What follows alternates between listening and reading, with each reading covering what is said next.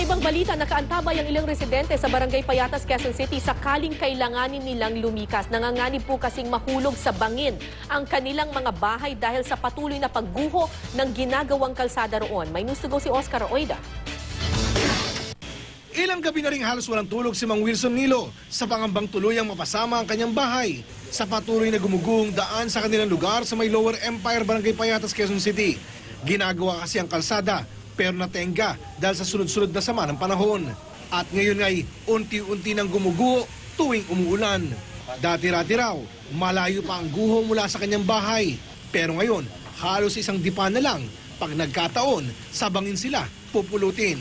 Naghahanda-handa na nga raw sila mag-anak sa sandaling kailanganin nilang lumikas. Alerto po kami. Nangangamba po ako na baka matuloy-tuloy nga yung pagguho, ay madadama yung bahay.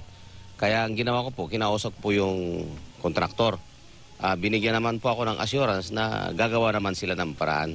Ang pamilya ni Mang Nilo, isa lamang sa 7 pamilyang apektado ng lumalalang sitwasyon dito sa Barangay Payatas. Kaya umaasang pamunuan ng barangay na sana raw ay umayos na ang lagay ng panahon nang sa gayoy mabuhusan na ang ginagawang kalsada. Ang ginagawa nga ng kontratista, nilalagyan ng retaining wall. After that, tatabakan po siguro ito parang dire-diretso ganon. Ang pinangangamba naman ng tao rito dahil sa gumuguhong yan, kaya ina-advise namin yung mga residente na lumikas muna kasi nga kung magpapatuloy ang pagulan, bibigay yan lupa na yan. Oscar Oida, GMA News.